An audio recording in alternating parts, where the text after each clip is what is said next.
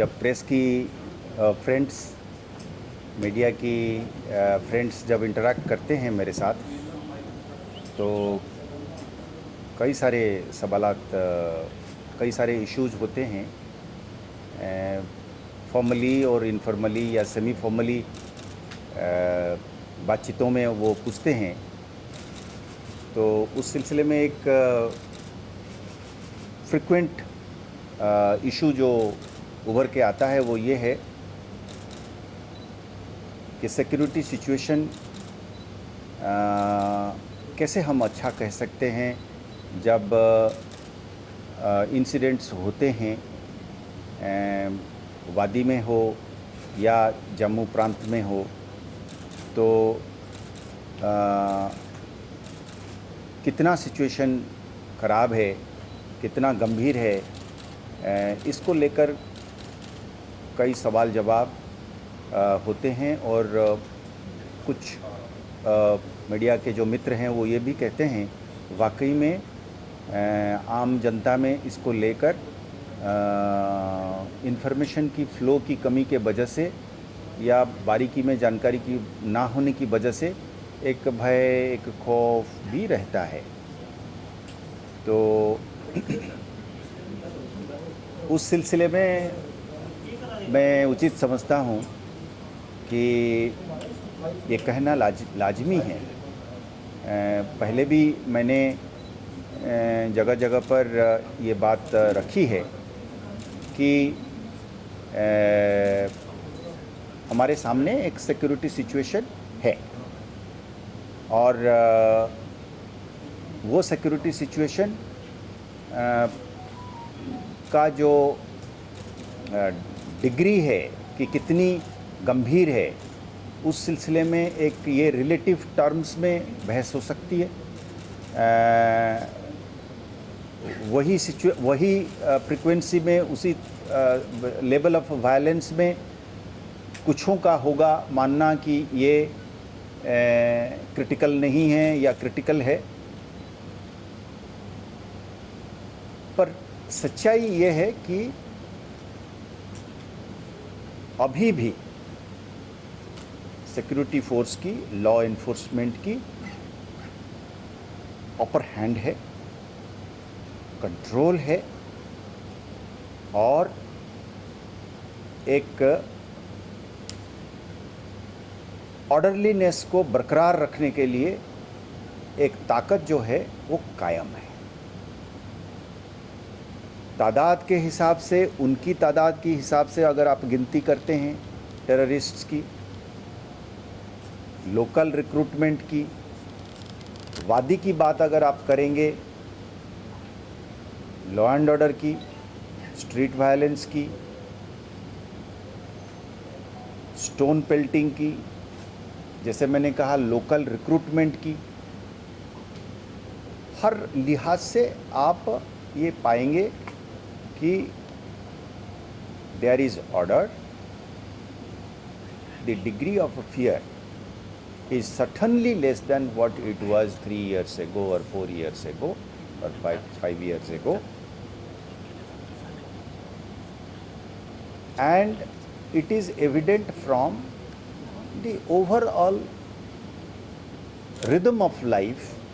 that we witness, be it business, be it schools, be it other educational institutions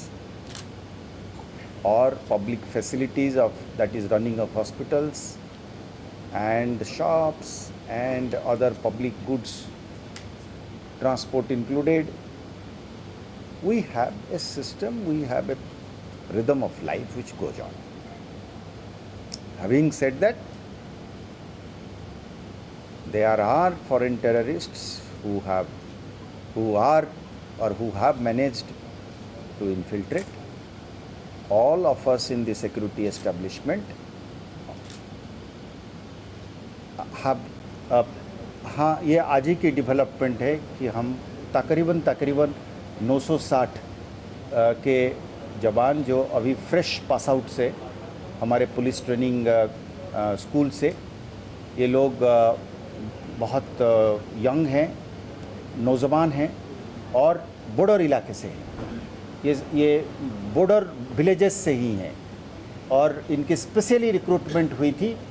जगह के हिसाब से कि आप बॉर्डर में ही से सिलेक्ट होंगे और बॉर्डर में ही तैनात होंगे। हमने आज उनका तैनाती कर दी है। हमने करीब 560 के आसपास जो है, आधा से थोड़ा सा ज़्यादा जम्मू साइड में गए हैं, बाकी कश्मीर में लगे हैं और ये सिर्फ एंटी इन्फिल्ट्रेशन और एंटी टेररिज्म में काम करेंगे। ये कोई पीएसओ का काम नहीं करेंगे, कोई एस्कॉर्ट ड्यूटी नहीं करेंगे, कोई ऑफिस का काम स्टाफ नहीं लगेंगे। इनके ऊपर सख्त पाबंदियां हैं, इनके सुपरवाइजरी ऑफिसर्स के ऊपर आपने इनको इधर उधर नहीं कर सकते। आप इनको सिर्फ लगाएंगे एंटी इन्फिल्ट्रेशन और एंटी टेरर वर्क के लिए, ताकि जनरल एरिया सिक्योरिटी बढ़े और ताकि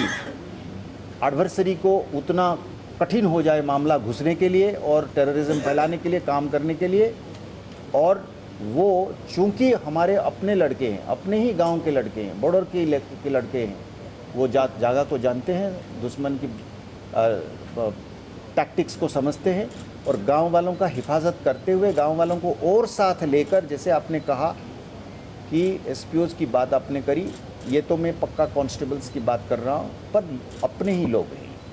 ये जे.एंड.के के बाहर के नहीं हैं, ये जे.एंड.के के बाकी डिस्ट्रिक्ट्स के भी नहीं हैं, ये यहीं के हैं। ये सब बॉर्डर तहसील्स के लोग हैं। हाँ, ये बात सच है कि हम बराबर कहते आए हैं कि जे.एंड.के पुलिस जो है एक आवामी पुलिस है। तो चाहे वो विलेज डिफेंस ग्रुप हो या चाहे वो एसपीओ हो या जे.एंड.के पुलिस के रेगुलर बंदा हो, ये एक्चुअली एक कड़ी के छोटे छोटे हिस्से हैं और आपस में जुड़े हुए हैं। तो विलेज डिफेंस ग्रुप जो हथियार लेता है वो जे.एंड.के पुलिस से लेता है और वो थाने के सहारे और थाने के कानून की ताकत से काम करता है। एसपीओ भी पुलिस एक्ट के तहत उसको तो वैसे उतना ही माने अथॉरिटी है जितना पुलिस को है। वो एक वॉलंटियर की तौर पे, उसको एक ऑनरारियम कहते हैं हम, उसके अगेंस्ट में काम करता है। पर हम इस बात को भली भांति जानते हैं और जो सिक्योरिटी की जो स्टील फ्रेमवर्क है, यानी कि पैरामिलिट्री और मिलिट्री, वो लोग भी इस बात को अच्छी तरीके से मानते हैं कि साहब बिल्कुल सही बात है, लोकल थाना, लोकल एसपीओ, लोकल वीडीजी, इनकी कंबाइंड ताकत और आवामी मिलके यही हमको सपोर्ट देता है। तो चूँकि हर आदमी के पास बंदूक नहीं हो सकता है, तो एक मिलिट्री रहने का मतलब होता है कि एक बड़ा सा एक ग्रिड देता है आपको, एक स्ट्रक्चर देता है, जिस स्ट्रक्चर के तहत आवाम कर सकता है। वो एक एनाबलिंग एनवायरनमेंट क्रिएट करता है मिलिट्री और पैरामिलिट्री की जो ग्रिड। उस एनाबलिंग एनवायरनमेंट में असल काम, आपने जैसे कहा, असल काम यही वीडीजी, एसपीओ और आवामी पुलिस करती आई है, करी है पास्ट में, आगे के लिए भी करेगी। और उसमें अगर कोई कमी पेशी रह गया, उसमें कोई इजाफे की ज़रूरत है, कोई शाबाशी की ज़रूरत है, तो सरकार ने, केंद्र सरकार ने एकदम से हमको हिदायत दी है कि साहब इसमें कोई कसर नहीं छोड़नी है, आपने आवामी ताकत को बढ़ानी है, एसपीओज़ की हौसला अफजाई करनी है, वीडीजी को रिस्ट्रक्चर, री एनर्जाइज करनी है। इसके लिए हमको हुक्म मिला है इस चीज़ को आगे बढ़ा के लोगों की सुरक्षा को और मजबूत करने की।